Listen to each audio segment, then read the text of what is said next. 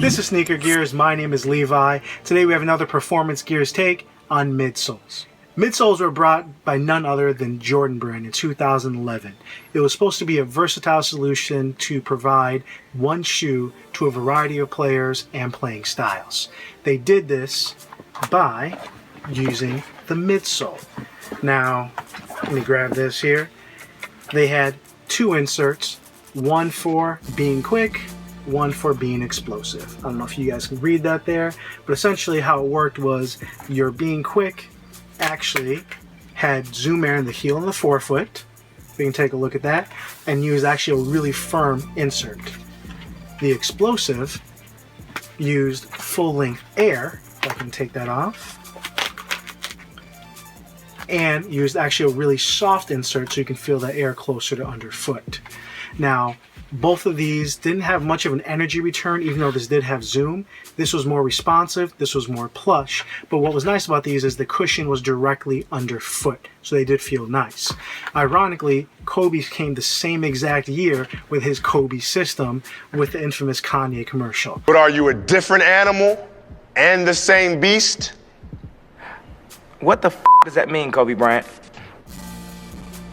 You're welcome. We'll get right into it. So, he came in with your Lunar cushioning, or cush lines. I don't think they were able to call it Lunar until the next year, as well as a zoom explosive version, so they had it be fast, be strong.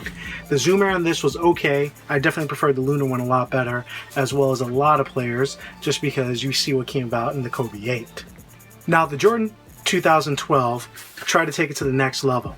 They, I think, went overboard. They gave you 3 different inserts, none of which performed all that well, but I'll tell you my favorite.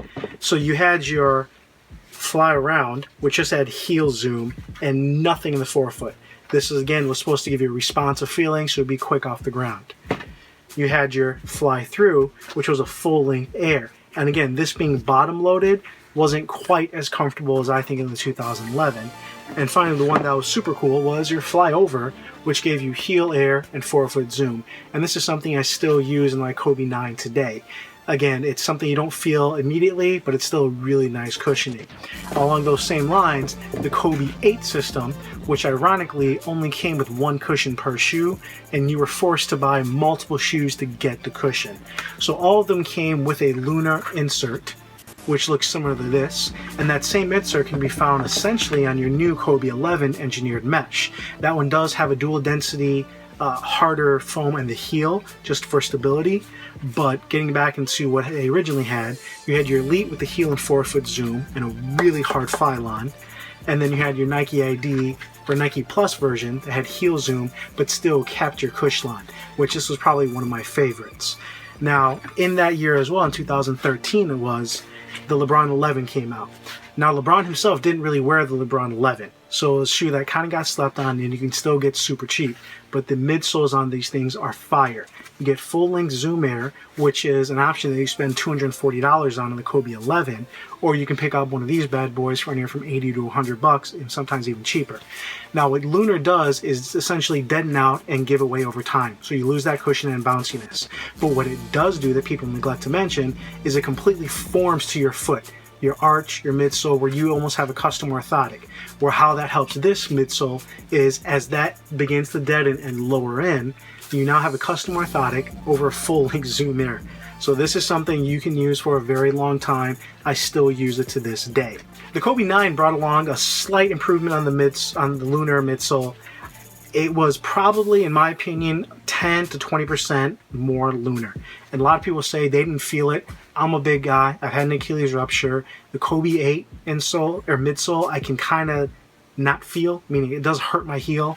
These still play perfectly. They don't really hurt my heel at all. I can feel that there is a slight improvement.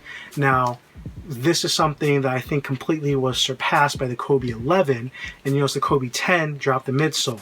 Who picked up on that was none other than the James Harden, who actually left and now picked up by Paul George in your Hyper Chase and Hyper Live. Both of those shoes did come with a basic thick EVA midsole, and this is something a lot of players do like. It's not very energy returning, it's not actually very light, but it absorbs cushion really well, so it's a little bit plush, but it's also super responsive.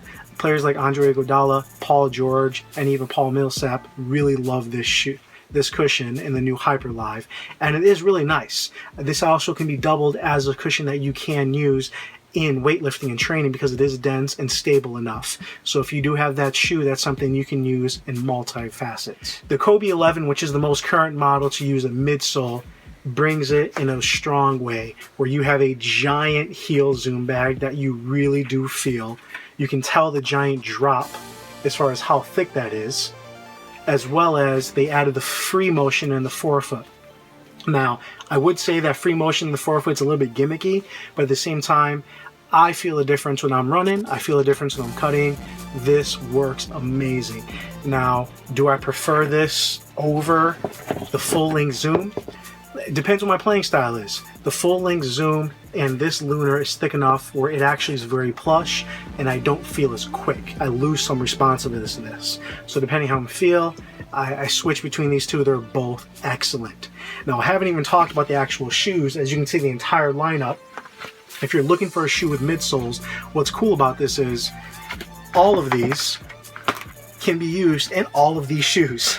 So if I want to take out my Kobe 8, which to this day is still one of the lightest basketball shoes ever made, the only shoe that beats it is the Adidas Crazy Light 2, and that shoe kind of sucked. So you have a shoe that's stupid light, even for my size 13, and I can put full-length zoom in there. I can put EVA and use it for lifting. I can use it for a variety of purposes. Same thing for breaking out the old J's. I can wear this Jordan and put Lunar in it if I wanted to. So you have a collection that you can actually start and use it for a variety of purposes. So if you're using midsoles, make sure you know what shoes can use a midsole and don't confuse that with the insoles. And if you're going to buy a shoe with a midsole and you're looking to get another cushion, don't be afraid of buying a shoe that maybe has worn out traction or worn out upper if you're just going to be trying to grab that cushion. I was able to grab another pair of Jordan 2011s for $25 because the upper was trashed. I just wanted the cushion, so it worked out. So keep that in mind if you guys are looking to make those upgrades. Hopefully this helped you guys. If you have any questions, I'm sure you do, please hit me up in the comments. I'll probably try to put a little description below as far as what shoes have what, as well as please follow us on Instagram and Twitter. If you like this video, please give it a thumbs up. This is Levi Sneaker Gearz, and we'll come at you guys later.